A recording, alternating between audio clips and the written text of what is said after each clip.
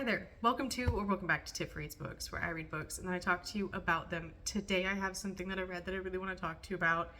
I just finished this short-ish horror novel called Sister Maiden Monster by Lucy A. Snyder. And I really want to talk to you about it because it brought in a lot of things that I really like and wove them together in a way that I thought was really interesting and unique. So I really want to talk to you about it, and I thought, let's just go ahead and do it. I have not scripted anything, so I might ramble a little bit, and I want to give you the content warnings up front in case I forget to warn you at the right point in time.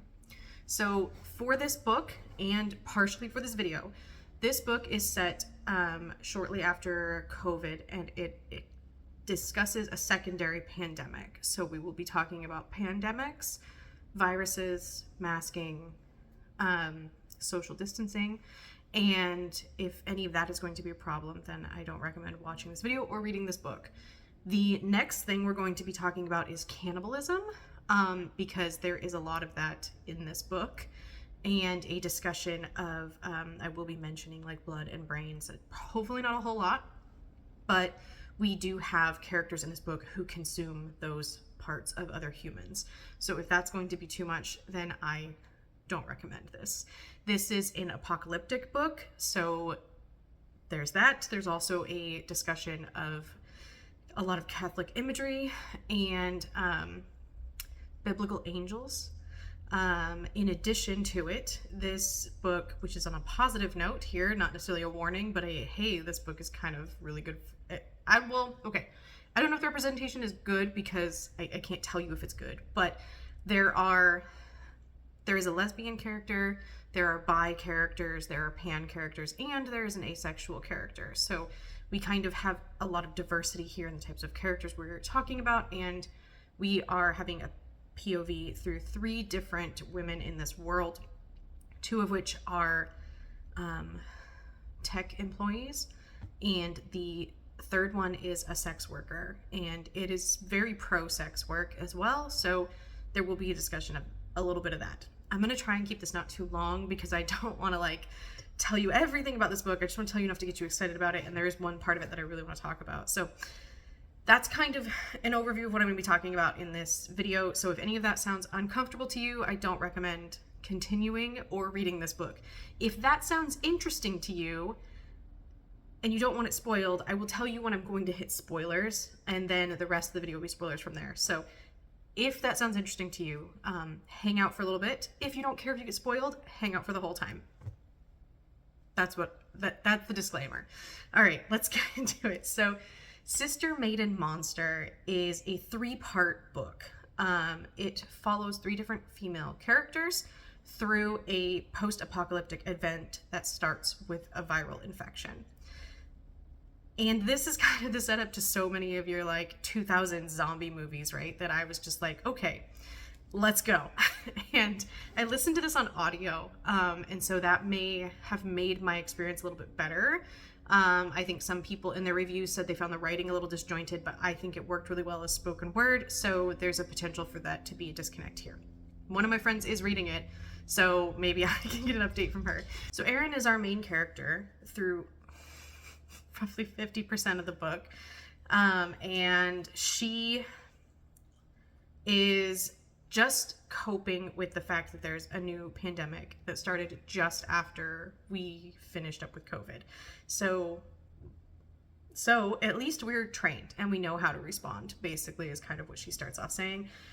Everyone's masking, everyone's social distancing. They don't know how it's transferred to people, but this virus expresses itself a little bit differently in that instead of it being a respiratory virus, this is a intestinal virus. So it's almost like symptoms of a norovirus, where you get horrible gastrointestinal issues, but it's not one of those viruses. They don't know what type of virus it is, and they call it PVG. I can't remember what it stands for, but that's, if I say anything about it, that's the virus I'm referring to. So this virus they think it's a little bigger than a airborne virus. So we do eventually discover some more things about it, where it is only transferred through bodily fluid. So people are still masking because saliva can contain it, and people don't realize they spit a lot when they talk and breathe and cough and sneeze and all those things, you know, that we learned about in 2020. So Aaron is kind of giving us a little bit of an info dump, to be fair. I will say that there's a little bit of an info dump in the beginning about what's going on and what's happening that Aaron is telling us about. And Aaron is living with a boyfriend who she's been with for quite a few years, and he surprises her with a dinner and proposes to her. Like, it's an at-home dinner and everything, right? So she has her dinner, and then she gets immediately violently ill, passes out, and wakes up weeks later in a hospital. But it's not quite a hospital. And so then we get a little bit more exposition, but I think we get it in a way that doesn't feel super info dumpy. It's Aaron trying to piece together what happened to her and asking a nurse questions. And the nurse is like, well, we can't tell you everything yet because your brain isn't stable enough to handle it. It's kind of a lot. And so we get drips of it while Aaron is trying to cope. She's explaining how she feels and wondering what is happening, because this is a horror book and we get straight into eerie, tense uncomfortableness with Aaron talking about what she experienced and that kind of like anxiety of the situation.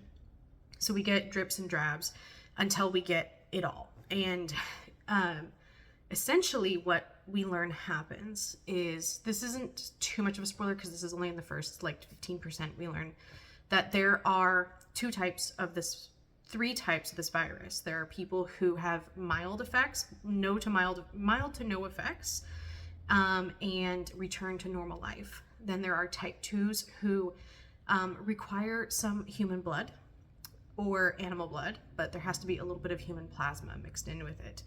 And then for type 3s, they require brains, and they can consume animal brains along with a supplement that contains a little bit of human cerebral fluid in this like pill dried capsule form.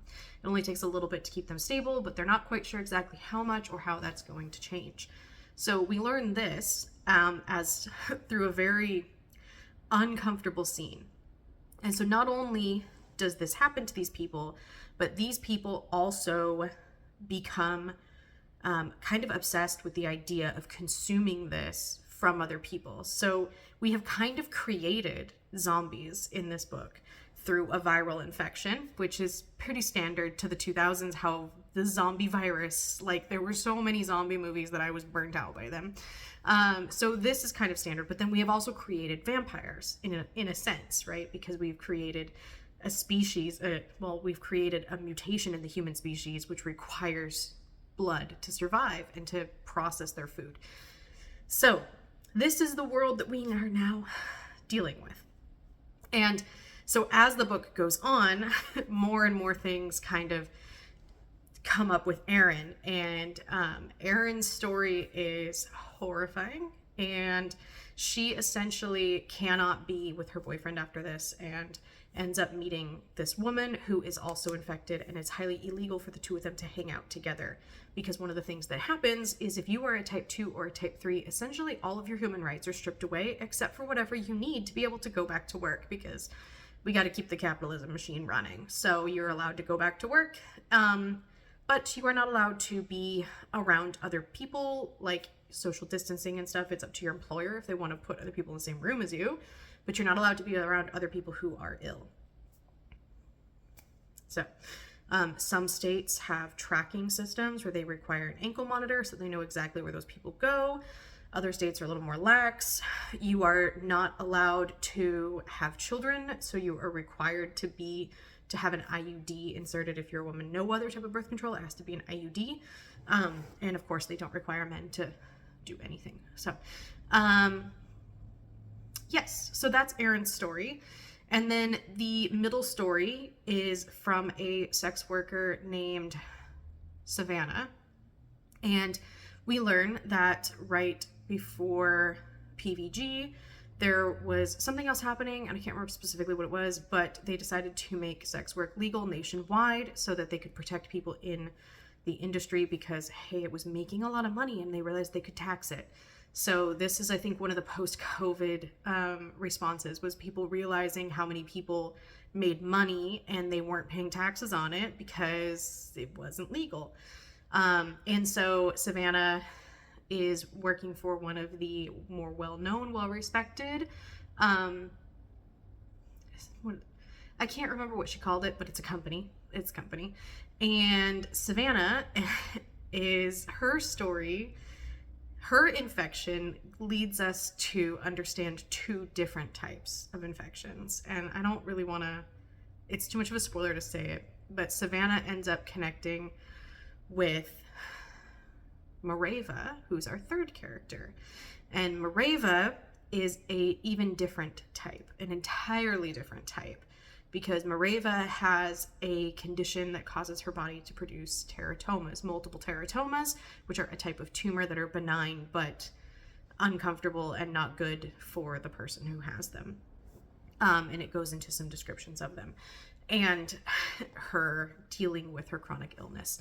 And Mareva ends up being incredibly important to the plot of the story. And so Savannah meets her, brings her into the story, and Mareva happened to be a coworker with Aaron, who has now come full circle, and we find out exactly what happened to Aaron at the end of her section of the book and tie everything together. Okay, before we get into the spoilers, I'm going to tell you like kind of what I really liked about it. So what I really liked was each of our female characters was entirely different. They were all incredibly strong female characters, but in very different ways. Erin was one who she kind of put up with what she needed to put up with and powered through it and got it done. Savannah took what she wanted whenever she wanted, and she did not care who was in her way. And she was actually kind of really unlikable in a lot of ways, especially when we saw her again through through Mareva's eyes. Through Savannah's POV, she wasn't that bad until like the last half of her part, where she just kind of became insufferable for specific reasons. But in Mareva's POV, she was actually awful, and the voice that the voice actor used for her it fit really well with what Mareva was explaining. And then Mareva, with her having to deal with her chronic illness and her upbringing and everything with her and her sister and their relationship, she kind of became that quietly strong character who she again, kind of like Erin, did what she needed to do because she needed to do it.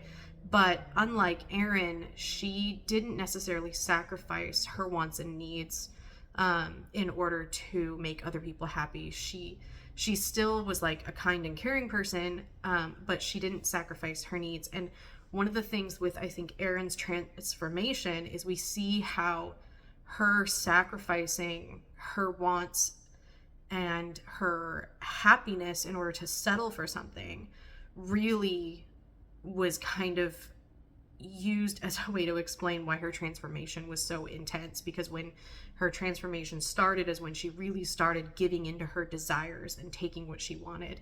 And I think there's a lot of that type of imagery in here where Savannah didn't have to go through so much of a physical transformation because she already took what she wanted when she wanted it.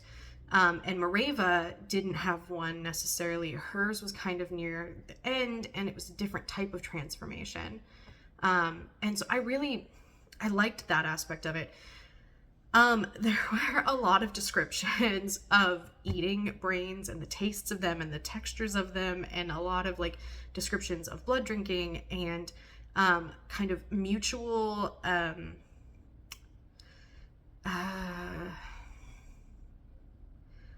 harm. There was a lot of knife play and blood play, obviously, because vampires.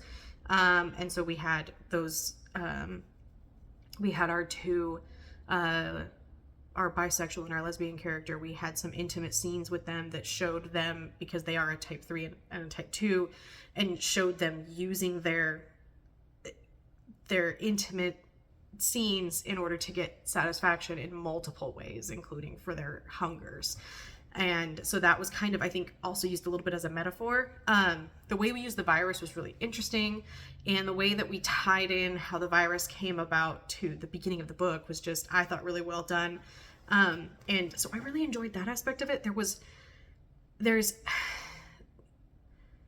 I think for the other things, I really have to call it a spoiler. So, my main thing that brought it down from like a 5 was the ending kind of ended. I wanted just a little tiny bit more.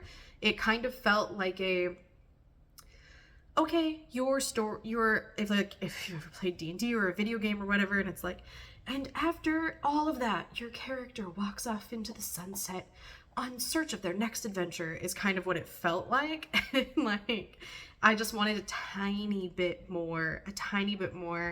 The end scene was a little disappointing. Unsatisfactory. It wasn't a satisfactory final scene. There was like, okay, yes, that's happening. Good, great. I like that. Yes, that's perfect. This is exactly what I wanted. And then I was like, and then what? Which I guess could be an okay ending. I'm usually okay with like books that just kind of end and don't tell you what happened. But I think in this one, it just needed it. I usually don't like epilogues, but I feel like it maybe needed an epilogue or like a hint of something, even just a couple sentences. I think it just was missing that oomph, that something for me. But other than that, I really, really enjoyed it. So if you're into gory horror and don't mind descriptions of blood and viscera and organs and cannibalism and all of that type of stuff, I recommend it. I highly recommend it. But one of the things, so this is where your spoilers come in. Okay, so one of the things I really want to talk about with this is the use of biblical angels and biblical imagery. So at some of the chapters we get what I believe are Bible quotes. We talk a bit about, this is the book that I believe uses some like of Mary Magdalene's gospel, which I'm not familiar with. But it quotes some of things like that and ties it in with the fact that Aaron being a type 3 and Betty, the woman that she kind of falls for, being a type 2, they go through this transformation into like basically a biblical angel where they are like covered in eyes and teeth and multiple wings, and they're not human shape anymore. They're kind of bestial. And I'm not familiar enough with the religious imagery but it lists off all these different types of they call them, oh God, they're not, what are they? They are, I cannot remember the word right now, but they're archival. They're archivists. They're basically what they start doing, because what we learn is when you drink someone's blood or eat their brains, you consume their memories. When you drink their blood, and we learn this through one of Savannah's scenes, is that when they drink blood, they consume the historical memories of everyone in that person's family lineage, basically. Like they get all of these memories. So they're cataloging everything. But when they eat brains, they get the specific memories and people's skills and all the stuff that you store in a lifetime. And so they're archiving all of this for the ascension, is what it is. And they have started these like horrible transformations. They don't speak human language anymore. They look pretty gross. Like they're covered in kind of what looks like feathers from a distance, but when Mareva describes it, it's like wings. It's like their wings become feathered, go from like bats to like feathered, but then their bodies get covered in like little tiny wings, but also fingernails and teeth and claws. Basically everything made of keratin just starts covering their skin, and it like kind of glistens and stuff, and they stop looking human. And then they go through this thing called the cleaving, where they like cut themselves open and stitch themselves to each other to make even more biblical looking angels, things with multiple wings and arms and legs and like minimum legs and stuff, like just so that they can then go through this great rift in the sky, which was weird. They opened up a rift and like ascended, and that kind of left only a few people left on the earth. And well, at least in the area, because the assumption is that this was also happening in other areas of the United States, because all of the major cities got hit most. So that was really, really interesting, I think, and really well done, and very eldritch horror-y in a way that really worked for me. But the last part of it that I want to talk about is And I want to talk about this because I saw some reviews that were complaining about how the virus was clearly like very contrived and didn't make any sense, and why would you even like do it that way? But here's the thing. Okay, so let me tell you what it is first. So we find out that the virus was actually transferred by eating octopus, by eating raw octopus. So it happens in first all the major cities where octopus is imported to, because they find out freezing doesn't kill this virus. And then what they find out is that the virus came on a comet from space, obviously. So it was actually an alien virus. And so then when it got mixed with humans, what it did was cause them to mutate in a way. And then when they ascended theoretically to this other planet, to back to their alien thing, which is why they were cataloging all of human knowledge, is to bring it to their thing. Which I was like, this is kind of like what Stephen King wanted to do with Tommyknockers, but did not do as well as this. And then the thing with Mareva, with her teratomas, is when she gets infected with the virus, she kind of her tumors start growing into sentient beings, and she will become the mother of millions. She's like, she gets this vision from this guy who's like, I can offer you a choice where you can either live in isolation, completely alone, or you can become this thing. And she just becomes this, like, just basically a blob that just keeps birthing babies. And he's like, you will contain multitudes. And so, like I said, it uses a lot of, like, biblical type references, and it's basically, she will be the mother of monsters for eternity. Because of her tumor condition, she will just be immortal. And he's like, you're going to be immortal either way. I can't take that away from you. You can't die. And she does attempt to take her own life, and finds that she just gets stuck in this like state of like pain, and until Savannah stitches her back together. Savannah's weird. Savannah, the way that it infected her was it just made her into a killing machine. So that was weird. I didn't quite understand that one, but I still liked it. So, anyway, so the way this virus came was through the octopus. I understand it's wild and that it seems completely unrealistic. And it is completely unrealistic. But there is one specific scientific paper that was published that I am pretty sure inspired this, because I remember this going around Twitter in 2018. It was this whole thing about how scientists say that octopus came from space and are actually aliens, right? If you were on science Twitter at all in 2018, you've seen this. And I just was looking it up, and there's like recent news articles about it too. So this was a 2018 paper published in Progress in Biophysics and Molecular Biology by Edward Steele et al. There's almost 20 authors on this paper. And this paper got made fun of a lot and quoted in the news a lot. And so essentially, I only have access to the abstract right now because I don't have any access through universities anymore. But this paper, essentially the title is Cause of Cambrian Explosion, Terrestrial or Cosmic? ? So what these people propose is the Hoyle-Wickramasinghe thesis of cometary cosmic biology. I will put that up here. Much of the physical and biological evidence is multifactorial. So they present a ton of stuff in here, but they want to focus on recent studies that say that retroviruses, which are a specific class of virus, emerged about 500 million years ago, and that they are plausibly associated with major evolutionary genomic processes. So this has been a theory that I've seen before too, where viruses caused things to evolve. They said, we believe this coincidence is not fortuitous, but is consistent with a key prediction of the HW theory, whereby major extinction, diversification, evolutionary boundaries coincide with virus-bearing cometary bolide bombardment events, which is very complicated. So, way to say that what they mean is they think and they propose, they propose that every extinction or diversification. So when new species branched off, or when species went extinct, happened at the same time as a comet hit the Earth with a ton of viruses on it. So essentially they're saying that all of life evolved from these viruses.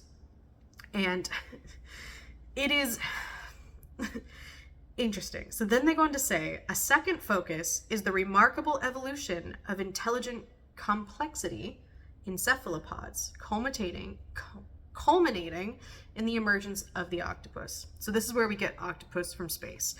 And essentially they're saying the only way for octopi to be as intelligent as they are is aliens, which is very ancient aliens. Like, the only way that humans can be as smart as they are is aliens.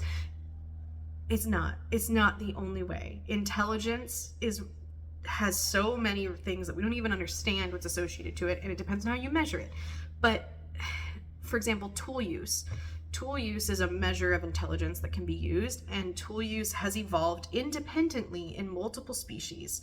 It depends on, if you're measuring by tool use, there are fish that use tools, there's crows use tools, there's the great apes, and there are octopi which use tools. There's tons of other creatures too that use tools, and that has evolved multiple times.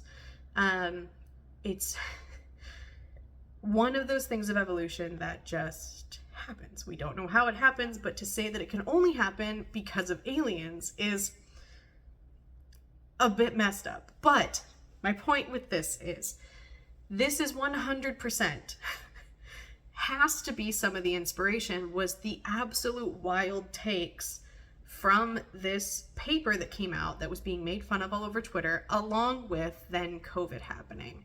So if you were to say, okay, a virus on a meteor, because that is exactly what happened, is in the book, they say a virus on this comet, which crashed down in the Pacific Ocean in this specific area, then infected this clutch of octopus eggs with this virus and caused some of the offspring to mutate into what they thought was a new species of very large octopus with multiple arms and legs.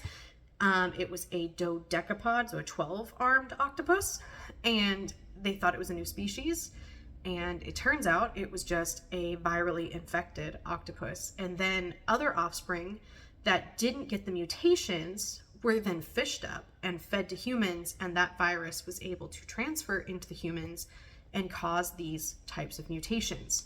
But then when it interacted with human brains, we got the whole alien species arising, just like Tommyknockers, where essentially it was almost like a virus type thing where interaction with the ship caused people to change to become the new alien race, exactly like the old one, but with a slightly new shape. And this basically did that, but executed it in such a smaller thing in a way better way, I think.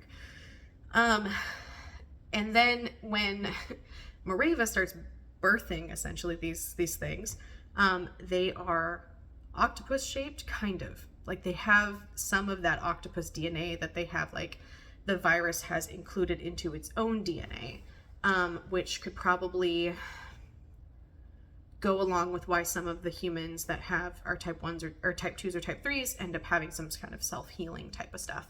So I just wanted to talk about that aspect of it like a lot, because I just think it was absolutely wild that somebody took that and went, what if I made a horror that was also super like biblical and apocalyptic, but also included octopuses from space?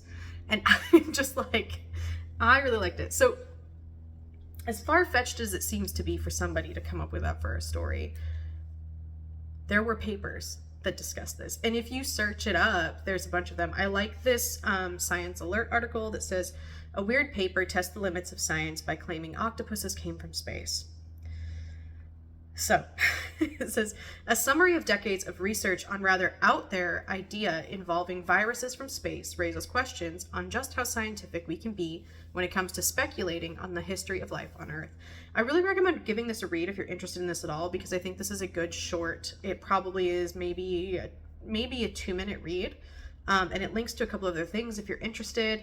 But it talks about these two scientists. So one of them, Steele, they say for a TLDR version, Steele is an immunologist who has a fringe reputation for his views on evolution that relies on acquiring gene changes determined by the influence of the environment rather than random mutations in what he calls meta-Lamarckism. So there are species that can incorporate environmental DNA. Typically they're like bacteria.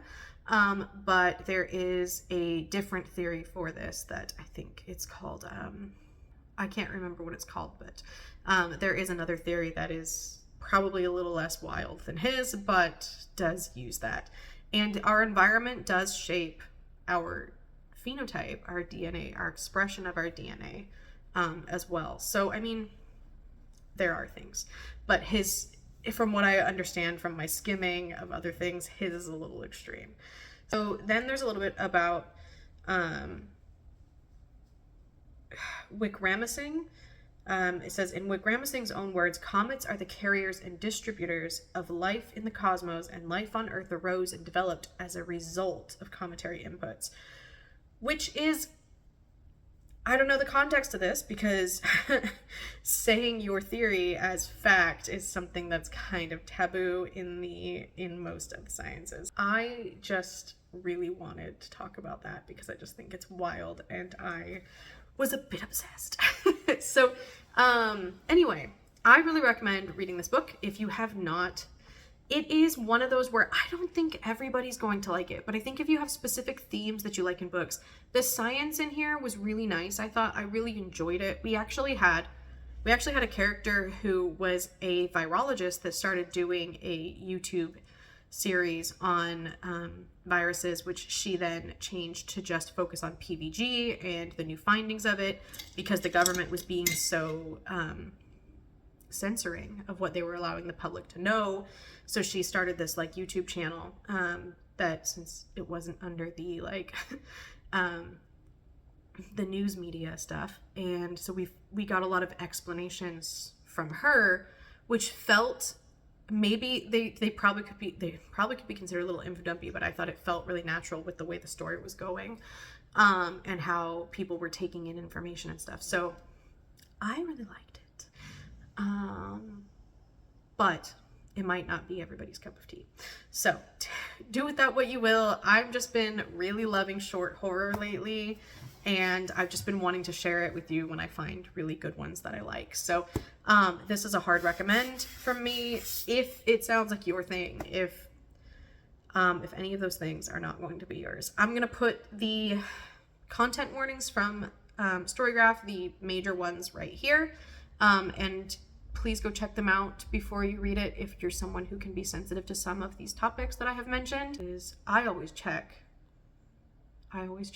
because there are some things I just don't want to read sometimes.